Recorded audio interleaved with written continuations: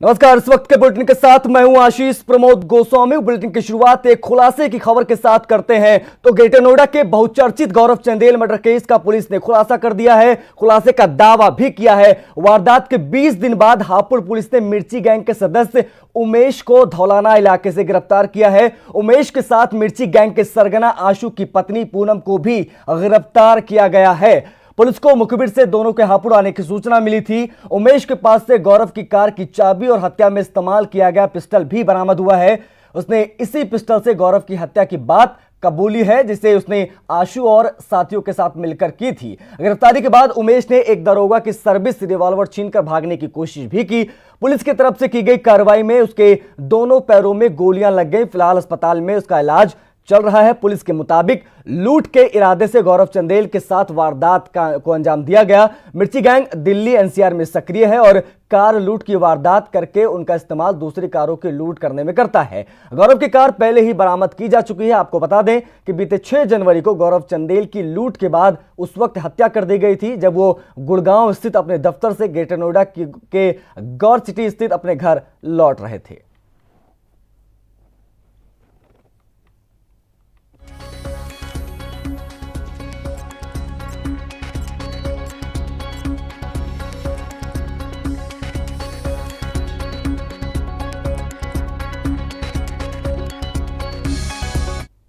आशु की वाइफ और ये दोनों गिरफ्तार हुए हैं। इनके पास से हमने उस वक्त 32 बोर का पिस्टल रिकवर किया। उन्होंने कबूल किया कि ये पिस्टल ये वही है जिससे उन्होंने ये घटना घटित की है, गौरव चंदेल जी वाली। उसके बाद फिर पुलिस उन्हें रिकवरी के लिए ले जा रही थी, recovery of that mobile and that laptop. उसके वक्त दौरान उसने जो हमारा पुलिसकर्मी है, किसी एक पुलिसकर्मी का, वो एक दरोगा का, उन्होंने एक पिस्टल छीना और फिर उसको भागने लग गए। उससे पुलिस ने दौड़ा के उन्हें पीछा किया। उसके बाद फिर फायरिंग हुई। फायरिंग में उनके दोनों पैर में गोली लगी है। इनका मेन प्रोफेशन लूट करना है। ये किसी भी कार को लूटते हैं, उस कार से किसी और लूट को कारित करते हैं। इस घटना में उन्होंने यही किया। एक कार लूटी, एक कार से दूसरी कार लूटी, उस कार से लूट के उन्होंने और एक्सटेंसिव लूट करने की कोशिश की उस व्यक्ति के एटीएम के थ्रू। उनका मेन मकसद पैसा लेना है, लूट करना है। और कार्स को फिर वो नंबर्स चेंज कर करके यूज करते हैं घटना में, और अगर ये कार उनके लिए यूजफुल नहीं रहती फिर उसे डिस्कार्ड कर देते हैं। तो उमेश की गिरफ्तारी पर संतोष जाहिर करते हुए गौरव की पत्नी प्रीति चंदेल ने कहा है कि जल्द दूसरा आरोपी गिरफ्तार किया जाए। प्रीति से परिवार के भरण पोषण के लिए सरकार से नौकरी की गुजारिश भी उन्होंने की। आरोपी के गिरफ्तार होने से बहुत सारी चीजें ऐसा खुलासा होगा कि कौन जुड़ा था इस पूरे घटना से और क्या हुआ था उस रात। ये सब चीजें सामने निकल कर आएंगी। तो बस हम इसी बात का इंतजार कर रहे हैं कि जल्द से जल्द दूसरा आरोपी पकड़ा जाए और सारी चीजें सामने खुल कर आए। गुजारिश थी कि एक सरकारी नौकरी मुझे दी जाए, क्योंकि आगे मैं अपनी फैमिली का सपोर्ट बन पाऊँ, मेरे बच्चे के लिए और मेरी मदर इन लॉ के लिए। क्योंकि अब हम 3 ही लोग हैं घर में, मेरी माँ और मेरा बेटा 12 साल का। तो आगे बिना रेगुलर इनकम के, बिना किसी उसके मैं कैसे अपना घर चला पाऊंगी, ये मेरे लिए एक बहुत बड़ा सवाल है। मैं बार बार यही सोचने में मजबूर हूँ कि अब मैं आगे क्या करूंगी। तो मेरी सीएम योगी जी से यही गुजारिश है कि वो मुझे एक सरकारी नौकरी देने के लिए का प्रयास करें। तो जहां से गिरफ्तारी और मुठभेड़ हुई यानी हापुड़ से हमारे सहयोगी विपिन गिरी हमारे साथ फोन लाइन पर जुड़ गए, और जहां की पूरा मामला है यानी नोएडा से कुणाल जायसवाल हमारे साथ फोन लाइन पर जुड़े हैं। विपिन, सबसे पहले आपके पास आएंगे, कुछ समझना चाहेंगे कि किस तरह से पुलिस ने जाल बिछाया, किस तरह से गिरफ्तारी हुई और मुठभेड़ के बाद क्या तस्वीरें थी? देखिए, आपको बता दूं, जो मिर्ची गैंग का सरगना आशु है वो इसकी ससुराल धौलाना थाना क्षेत्र का कानपुर गांव, और इससे पहले भी वो फगोता के जंगलों में अपना बसेरा रखता था और रात के समय लोगों को शिकार बनाता, लूटपाट करता था। और यही क्षेत्र में पुलिस को मुखबिर की सूचना थी कि सटीक सूचना थी कि मिर्ची गैंग का ये बदमाश जो है वो आशु की पत्नी के साथ में कहीं जा रहा है। तभी पुलिस ने घेराबंदी करी, उसको पकड़ लिया है। इससे पहले भी मिर्ची गैंग के सरगना आशु ने कुछ महीने पहले तो बीजेपी नेताओं की हत्या की थी, ताबड़तोड़ गोलियां बरसा कर की थी, और उस मामले में भी पुलिस इसकी तलाश कर रही थी और 1 लाख रुपए का नाम था। कल जब पुलिस ने इसको गिरफ्तार किया तो इसको रिकवरी के लिए लेकर पुलिस जा रही थी, तभी इसने दरोगा की सरकारी पिस्टल छीनकर भागने का प्रयास किया और जिसके बाद पुलिस की जवाबी फायरिंग में इसके पैरों में गोली लगी है। फिलहाल इसे अस्पताल में भर्ती कराया गया है और हापुड़ पुलिस जो है इससे पूरी जानकारी जुटा रही है कि किस तरह इन्होंने घटना को अंजाम दिया था।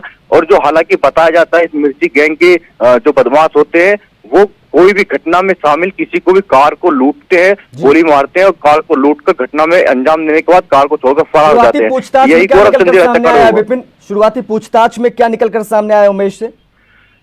फिलहाल जो शुरुआती पूछताछ है उसमें ये पता चल पाया है पुलिस को कि इन लोगों ने इस लूटपाट के लिए ही इस गौरव चंदेल की हत्या की थी और उनकी कार को लूटकर जो मसूरी क्षेत्र है वहां छोड़कर फरार हो गए थे। बिल्कुल विपिन, बने रहे हमारे साथ। कुणाल जायसवाल भी हमारे साथ फोन लाइन पर जुड़े। कुणाल, गिरफ्तारी हो गई है लेकिन एक अभी भी फरार है, क्या माना जाए, गुत्थी सुलझ गई है कि कुछ कड़ियां अभी बाकी हैं?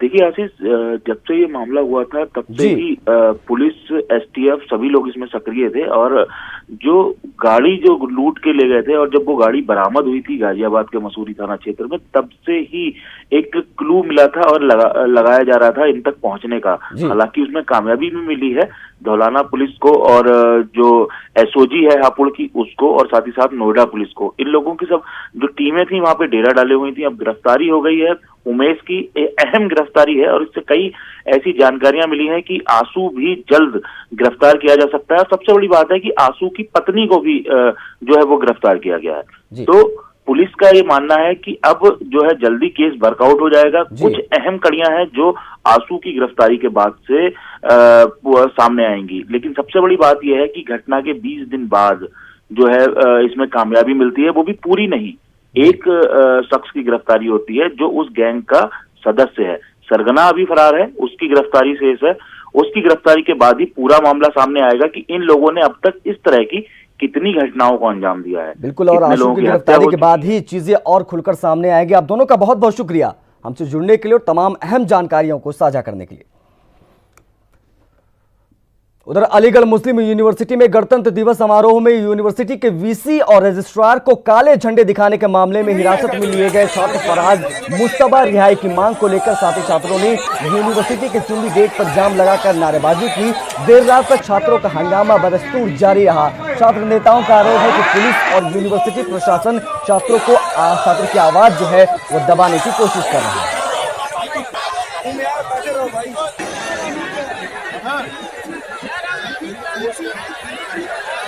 एक स्टूडेंट को जो कि मुश्तबा नाम का है, 3 को तो इन्होंने छोड़ दिया, 1 को भर दिया जेल में। उसको यहाँ लाने में क्या दिक्कत है? पुलिस छोड़ दे ना, क्या वो आतंकवादी है? स्टूडेंट है, देश का भविष्य है। अब तुम छात्रों पे ही जुल्म करोगे तो इस देश को कौन चलाएगा? उधर भीम आर्मी के प्रमुख चंद्रशेखर आजाद को रविवार शाम हैदराबाद पुलिस ने हिरासत में ले लिया। चंद्रशेखर एनआरसी, सीएए, एनपीआर के खिलाफ जनसभा को संबोधित करने के लिए हैदराबाद पहुंचे थे। हैदराबाद पुलिस ने कहा है कि चंद्रशेखर को लंगर हाउस पुलिस थाना सीमा में सीएए और एनआरसी के खिलाफ विरोध प्रदर्शन के दौरान उन्हें हिरासत में लिया गया। प्रदर्शनकारियों को विरोध प्रदर्शन के लिए अनुमति नहीं मिली थी।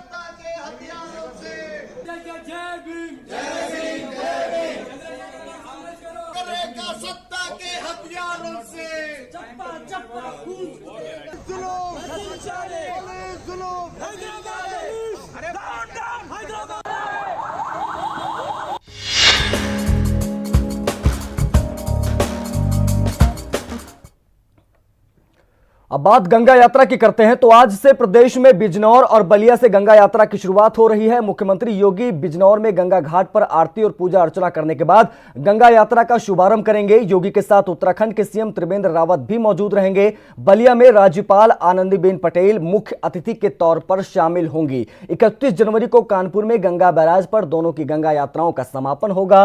गंगा को निर्मल बनाने के लिए संकल्पबद्ध योगी सरकार का मकसद इस गंगा यात्रा के जरिए लोगों को गंगा सफाई को लेकर जागरूक करना है।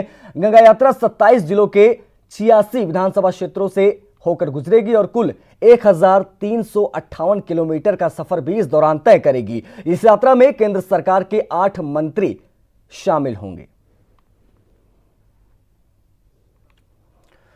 अब हम आपको ग्राफिक्स के जरिए पश्चिमी यूपी में गंगा यात्रा का रूट बताते हैं। 27 जनवरी बिजनौर बैराज से मुजफ्फरनगर के रामराज और मेरठ के हस्तिनापुर, 28 जनवरी मेरठ हस्तिनापुर से हापुड़ के ब्रिजघाट से अमरोहा के तिगरी और बुलंदशहर के अनूप शहर से में बसीघाट।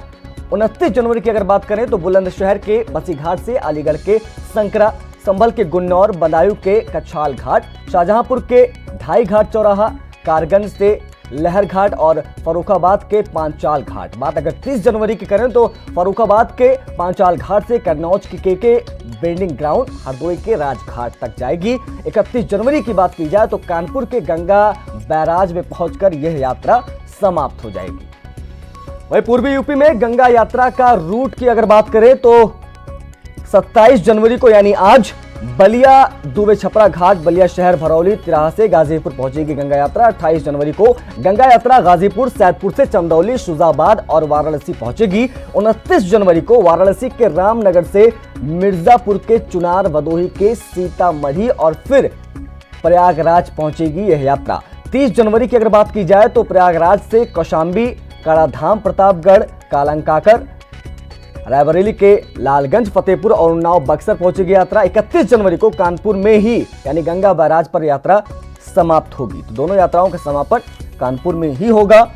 पूर्वी यूपी में गंगा यात्रा का क्या रूट रहेगा वो इस वक्त हम आपको बता रहे हैं। यानी आज से पूर्वी यूपी की गंगा यात्रा शुरू होगी जो कि 31 तारीख को कानपुर जाकर खत्म होगी।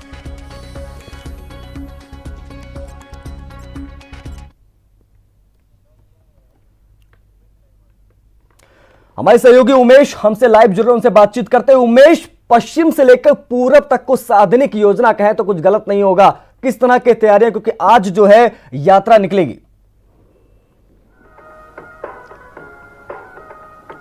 जी हाँ, देखिए आशीष जी, गंगा जीवन दायिनी है, गंगा मोक्ष दायिनी है। उत्तर प्रदेश में आज से गंगा यात्रा की शुरुआत हो रही है। इसके 2 रूट बनाए गए हैं। पहली जो गंगा यात्रा है, जो पहला इसका रूट है वो बिजनौर से शुरू हो रहा है। यहाँ उत्तर प्रदेश के मुख्यमंत्री योगी आदित्यनाथ पहुंचेंगे और गंगा यात्रा का शुभारंभ करेंगे। मैं इस वक्त बिजनौर के उसी घाट पर मौजूद हूँ, बिजनौर के बैराज पर ही मौजूद हूँ जहाँ मुख्यमंत्री गंगा आरती करेंगे।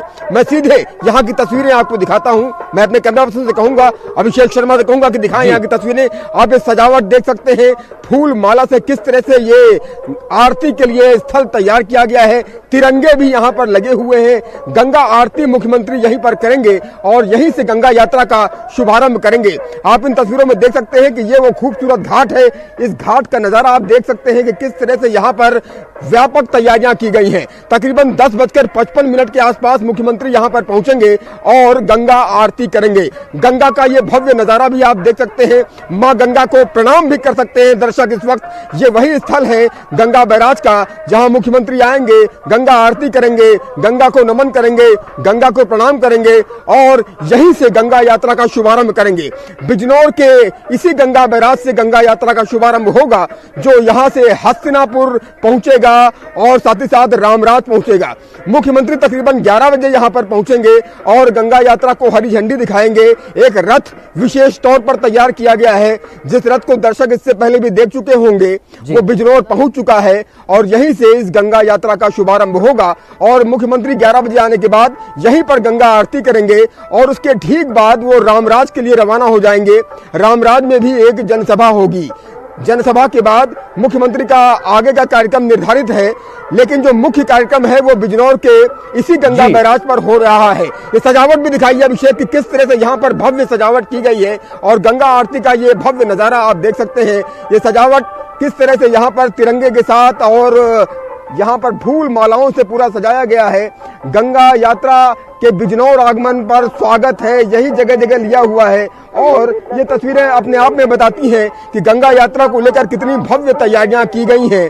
और तकरीबन जैसा कि आपने आंकड़े बताए कि एक जो शुरुआत होगी बिजनौर से और दूसरे चरण की जो शुरुआत होगी वो बलिया से होगी, जहां आनंदीबेन पटेल उत्तर प्रदेश की राज्यपाल पहुंचेंगी और गंगा यात्रा का शुभारंभ करेंगी। और उन तस्वीरों का इंतजार भी उमेश हम कर रहे हैं, तमाम दर्शक कर रहे हैं, जब मुख्यमंत्री योगी आदित्यनाथ बिजनौर पहुंचेंगे और इस यात्रा में शामिल होंगे। आपका बहुत बहुत शुक्रिया हमसे जुड़ने के लिए। आगे भी आपसे तस्वीरें जरूर लेंगे और अपडेट भी जरूर लेंगे जब मुख्यमंत्री योगी आदित्यनाथ 11 बजे पहुंचेंगे।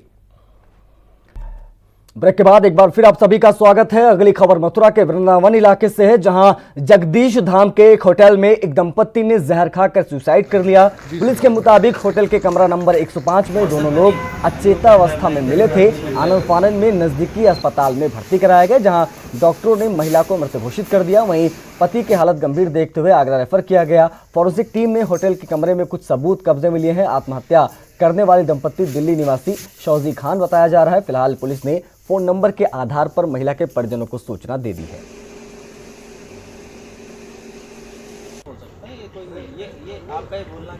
बात एक और बड़ी खबर की करते हैं। आरएसएस प्रमुख मोहन भागवत आज पूर्वी यूपी के चारों प्रांतों के जिला प्रचारकों के साथ बैठक करने वाले हैं। रविवार को भागवत ने सरस्वती शिशु मंदिर में आयोजित आरती कार्यक्रम में हिस्सा लिया और देर रात सीएम योगी से मुलाकात की। दोनों के बीच करीब 1 घंटे तक चली मुलाकात में कई अहम मुद्दों पर चर्चाएं हुई। सीएम योगी ने भागवत को कुंभ मेले पर आधारित किताब भी भेंट की।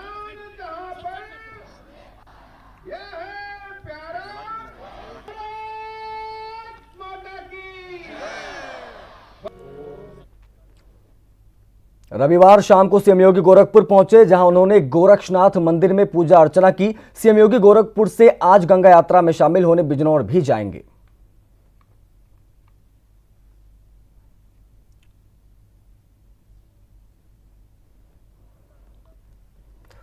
तो देवरिया महोत्सव में रविवार की शाम उस वक्त बेहद खास हो गई जब मंच पर गायक कैलाश खेर के साथ योग गुरु बाबा रामदेव ने सुर से सुर मिलाया। रामदेव ने कैलाश खेर के साथ वंदे मातरम गाया। दोनों की जुगलबंदी का महोत्सव में मौजूद लोगों ने जमकर लुत्फ उठाया। इसके साथ इस बुलेटिन में फिलहाल इतना ही। मुझे दीजिए इजाजत। नमस्कार।